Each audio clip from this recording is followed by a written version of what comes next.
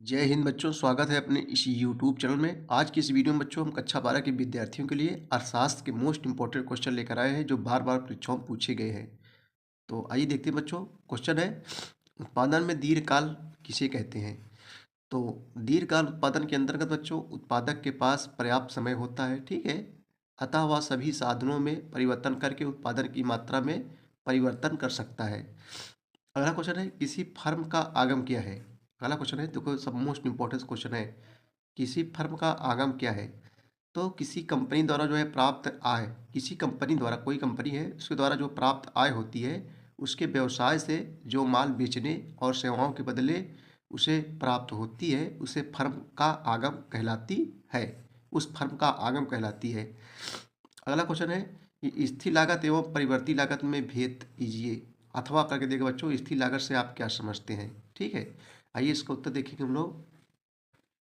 देखो, स्थिर लागत वह लागत होती है जो उत्पादन की लागत के साथ घटती बढ़ती है या जो है पूरक पूरक लागत भी कहलाती है।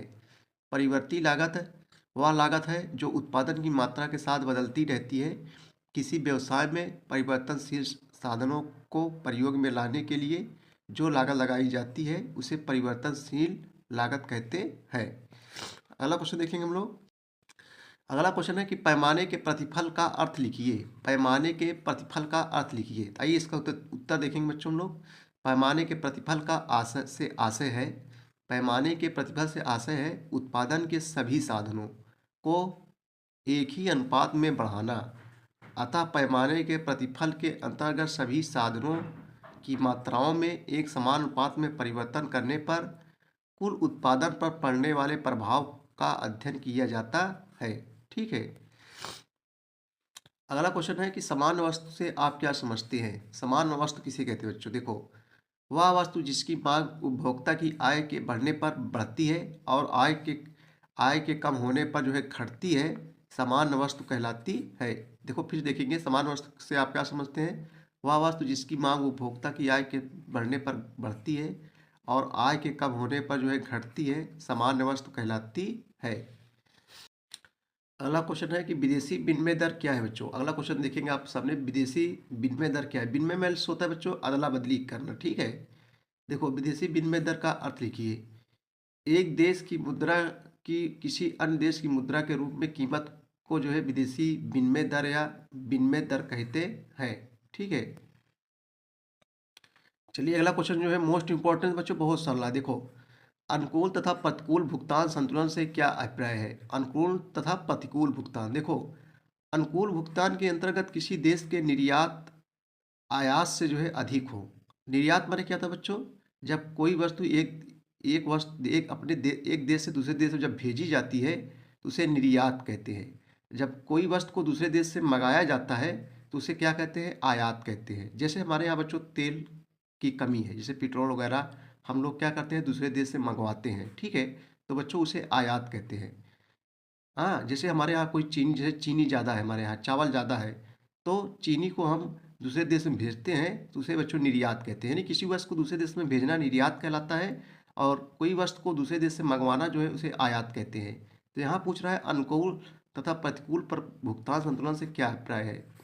देखो, अनुकूल भुगतान के अंतर्गत किसी देश के निर्यात आयात से अधिक हो तो अनुकूल भुगतान भुगतान संतुलन कहलाता है, और यदि निर्यात कम है और आयात अधिक है तो जो है भुगतान प्रतिकूल की स्थिति कहलाती है, ठीक है। अब बच्चों देखो, हम लोग अगला क्वेश्चन मोस्ट इंपॉर्टेंस है कि आयात व निर्यात क्या है। अभी हमने बताया कि जो वस्तुएं मंगाई जाती है उसे आयात कहते हैं, जो वस्तु किसी देश में भेजी जाती है उसे निर्यात कहते हैं, ठीक है। आयात माने आना, निर्यात माने जाना, ठीक। आ से आयात, आ से आना, ऐसे याद कर लो ट्रिक से। देखो, आयात का अर्थ किसी देश द्वारा विदेशों से वस्तुओं और सेवाओं के मंगाने से है, ठीक है, मंगवाते हैं, मंगाने से है। उदाहरण के लिए, यदि भारत ईरान जो है इराक से पेट्रोल मंगाता है तब यह भारत के लिए आयात कहलाता है। और निर्यात किसे कहते हैं। निर्यात का बच्चों किसी देश द्वारा जो है वस्तुओं और सेवाओं को अन्य देशों में भेजने से होता है, ठीक है। किसी वस्तु को दूसरे देश में भेजना उसे निर्यात कहते हैं। उदाहरण के लिए, जैसे भारत से जूट का सामान जो है अमेरिका या इंग्लैंड में जाता है तब यह जो है भारत के लिए निर्यात कहलाता है। बहुत सरल है, आप लोग लिख लेंगे। चलिए अगला क्वेश्चन बच्चों, जो रिजर्व बैंक से संबंधित है, भारतीय रिजर्व बैंक के कोई 3 प्रतिबंधित कार्य लिखिए। रिजर्व बैंक आप लोग जानते हो बच्चों, बैंकों का बैंक, भारत में बैंकों का बैंक किसे कहते हैं? रिजर्व बैंक को। रिजर्व बैंक ऑफ इंडिया का मुख्यालय जो है कहाँ है? ये मुंबई में है। इसकी स्थापना जो है 1 अप्रैल 1935 को की गई थी, रिजर्व बैंक। ठीक है, तो कह रहा है कि भारतीय रिजर्व बैंक के जो है कोई 3 प्रतिबंधित कार्य लिखिए। देखो नंबर 1 है, भारतीय रिजर्व बैंक जनता से ब्याज पर रुपया स्वीकार नहीं कर सकता है। ठीक है। नंबर 2, भारतीय रिजर्व बैंक कोई व्यावसायिक कार्य स्वयं नहीं कर सकता और ना ही उन्हें जो है प्रत्यक्ष रूप से आर्थिक सहायता दे सकता है। प्रत्यक्ष में होता है डायरेक्ट, इंग्लिश में डायरेक्ट, हिंदी में प्रत्यक्ष। उन्हें प्रत्यक्ष रूप से कोई आर्थिक सहायता दे सकता है। या जो है अचल संपत्ति की जमानत पर जो है ऋण नहीं दे सकता। अचल चल संपत्ति किसे कहते हैं? जो चलती है, जैसे रुपया पैसा बच्चों चल संपत्ति है। अचल संपत्ति किसे कहते हैं? जिससे जमीन जायदाद होती है बच्चों, ये अचल संपत्ति कहलाती है। या जो है अचल संपत्ति की जमानत पर ऋण नहीं दे सकता और ना ही उन्हें जो है खरीद सकता है। ठीक है, ये मोस्ट इंपॉर्टेंट क्वेश्चन है, परीक्षाओं में पूछा गया है। अगला क्वेश्चन है बच्चों कि मध्यवर्ती वस्तुएं क्या है, अथवा जो है मध्यवर्ती माल का अर्थ समझाइए। आइए इसका उत्तर देखेंगे। देखो, मध्यवर्ती वस्तुएं वे वस्तुएं होती हैं जिन्हें अन्य वस्तुओं के उत्पादन में कच्चे माल अथवा आगत के रूप में उपयोग किया जाता है, अथवा जिन्हें पुनः बिक्री के लिए फर्मों द्वारा जो है खरीदा जाता है। ठीक है बच्चों, देखो फिर देखेंगे, मध्यवर्ती वस्तुएं वे वस्तुएं होती हैं जिन्हें अन्य वस्तुओं के उत्पादन में कच्चे माल अथवा आगत के रूप में उपयोग किया जाता है, अथवा जिन्हें पुनः बिक्री के लिए फर्मों द्वारा जो है खरीदा जाता है। उदाहरण के लिए जैसे ऑटोमोबाइल निर्माण के लिए बच्चों, जैसे ऑटोमोबाइल बनाना है, ऑटोमोबाइल निर्माण के लिए इस्पात की चादर का उपयोग तथा बर्तन बनाने के लिए जो है तांबे का प्रयोग करते हैं। ठीक है, यही जो है सब क्या है बच्चों? मध्यवर्ती वस्तुएं कहलाती है। अगला क्वेश्चन देखेंगे हम लोग।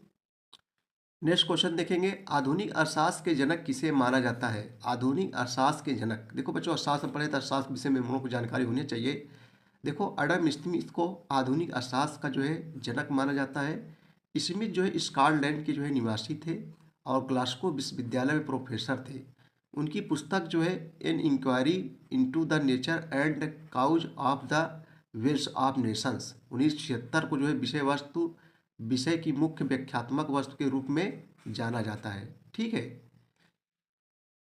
देखो ये क्वेश्चन मोस्ट इंपॉर्टेंट, आइए देखते हैं बच्चों। बेस्ट अर्थशास्त्र से आप क्या समझते हैं, अथवा करके देगा बेस्ट अर्थशास्त्र क्या है, अथवा बेस्ट अर्थशास्त्र को परिभाषित कीजिए। ठीक है, आइए इसका उत्तर देखेंगे, बहुत सरल है। बेस्ट अर्थशास्त्र बच्चों मांग और पूर्ति के व्यक्तिगत बाजारों का जो है अध्ययन है। ठीक है, मांग आप लोग समझते हो, पूर्ति, मांग और पूर्ति के व्यक्तिगत बाजारों का अध्ययन है जिसमें आर्थिक भूमिका निभाने वाला अथवा निर्णयकर्ता भी व्यक्ति होते हैं। ठीक है, क्रेता या विक्रेता, क्रेता मतलब जो खरीदता है उसे क्रेता, जो बेचता है उसे विक्रेता कहते हैं। क्रेता या विक्रेता कंपनियां भी जो है जो अपने लाभों को अधिकतम करने का प्रयास करते हैं। उत्पादक अथवा विक्रेता और उनके व्यक्तिगत संतुष्टि अथवा जो है कल्याण स्तर उपभोक्ता स्तर के उपभोक्ता के रूप में बड़ी कंपनी भी इस अर्थ में बेस्ट ही है कि उसे जो है अपने शेयर धारकों के हितों में जो है कार्य करना पड़ता है, जो कि संपूर्ण देश के हित के लिए नहीं होता है। ठीक है, दूसरे शब्दों में बेस्ट अर्थशास्त्र व्यक्तिगत स्तर के आर्थिक मुद्दों अथवा आर्थिक समस्याओं का जो है विवेचना करता है, जैसे एक व्यक्ति, एक फर्म, एक उद्योग अथवा एक बाजार। उदाहरणार्थ के लिए एक फर्म द्वारा उत्पादन की तकनीक के चयन की समस्या। ठीक है,